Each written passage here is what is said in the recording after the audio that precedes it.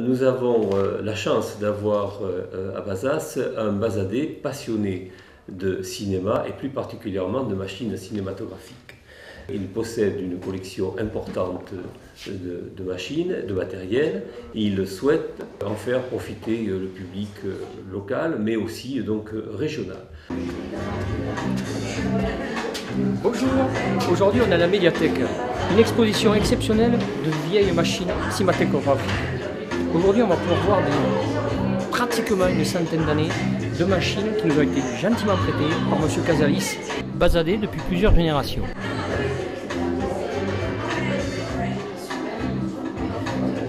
Nous nous sommes rendus compte qu'il s'agissait plutôt donc, de faire une exposition permanente plutôt qu'un musée, parce que c'est quelque chose qui est beaucoup trop lourd pour notre collectivité qui, je rappelle, n'a que 5000 habitants.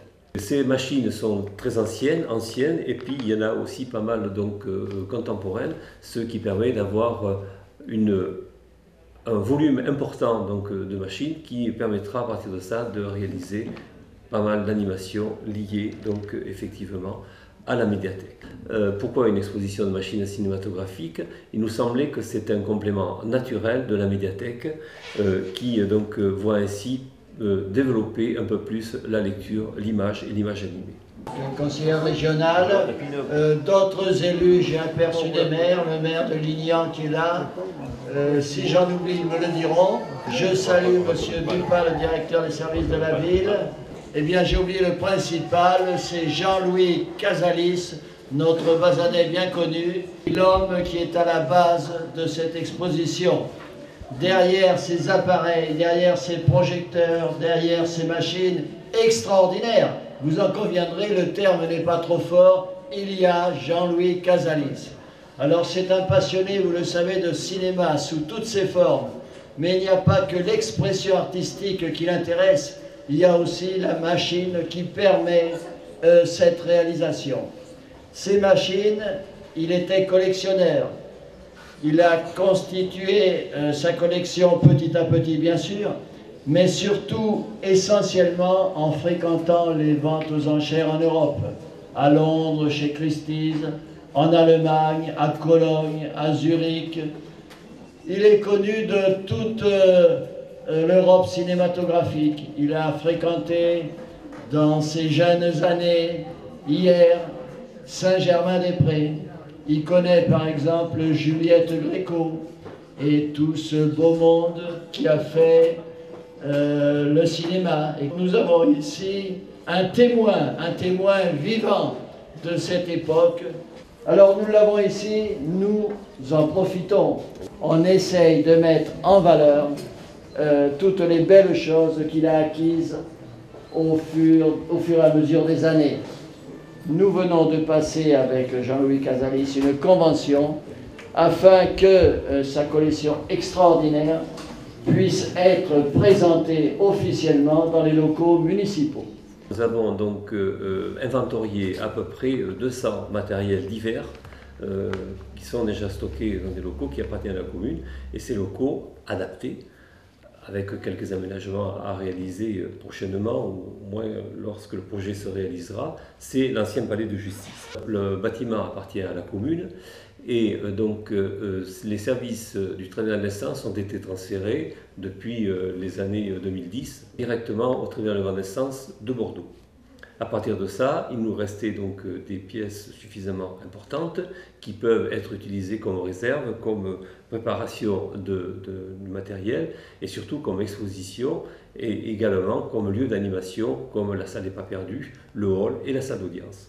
Ce palais de justice abrite les services de la médiathèque, et avec cette exposition permanente et ce lieu d'animation, nous allons pouvoir mettre à la disposition du public environ 900 mètres carrés de lieu public qui deviendra le pôle le plus important de la culture à Bazas.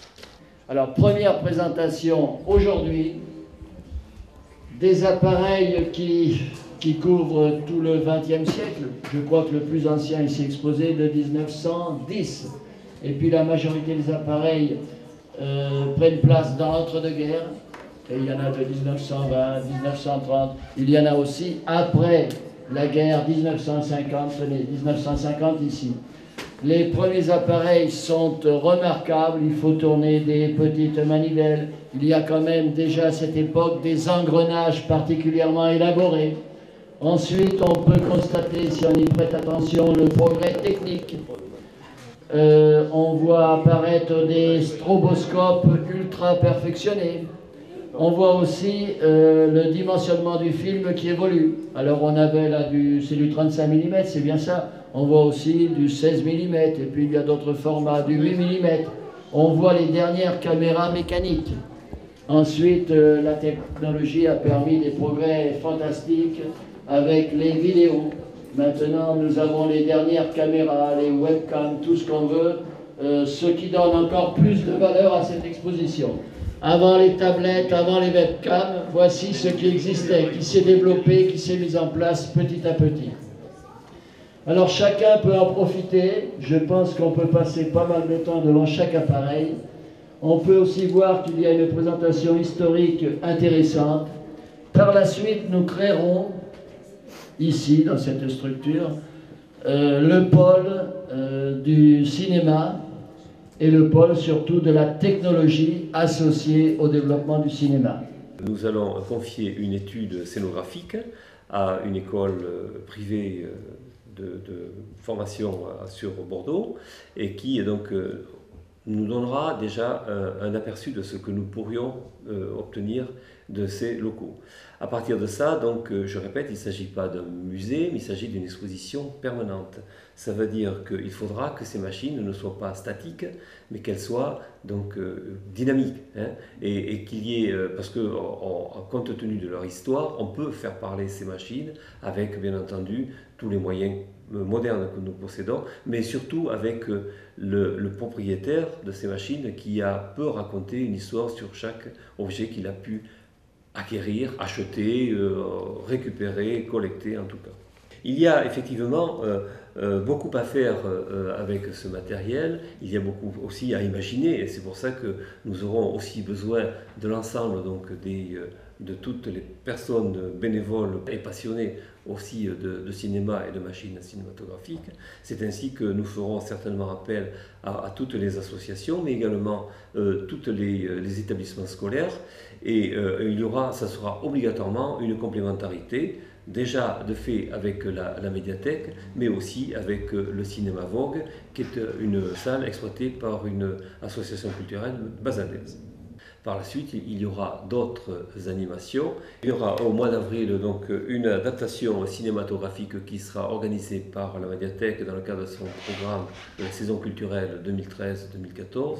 Au mois de juin, le festival du cinéma qui portera plus particulièrement sur le cinéma, puisque le thème c'est Bazas fait son cinéma. Le festival sera déplacé pour l'occasion, pour la circonstance, aux alentours du Palais de Justice. Le conseil municipal et la commission municipale de la culture auront certainement, et les travaux aussi, auront certainement donc à se prononcer sur la réalisation de ce projet.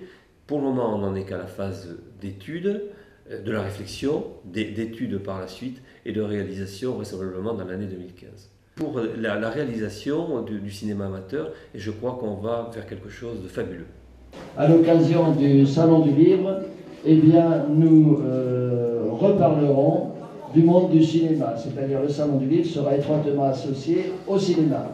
Alors le cinéma au niveau de la technologie, maintenant, regardez quel outrage, il tourne le dos aux tablettes. Maintenant, on a des appareils tout aussi extraordinaires, mais on a du mal, si vous voulez, à appréhender leur fonctionnement. On est passé de l'âge de pierre, qui a un intérêt profond, au monde du futur. Alors maintenant, place à la visite.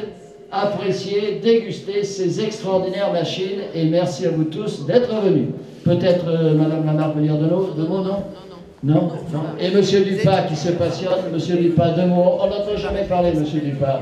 Puisque vous me donnez la parole, je crois que je vais la conserver, hein, donc tant pis pour vous. Non, c'est vrai.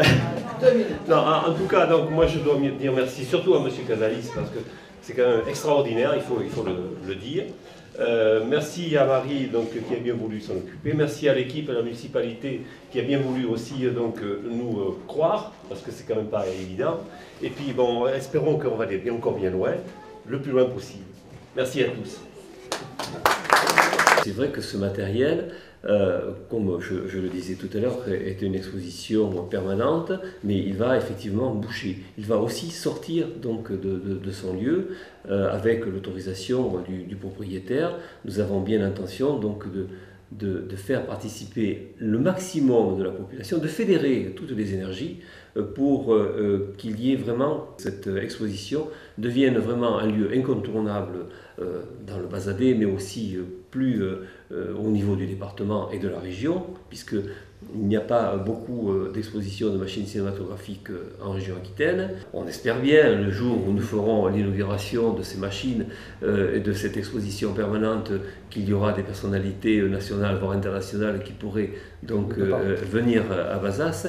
Et là, je crois que nous aurons réalisé quelque chose de très intéressant pour l'avenir de Bazas, effectivement.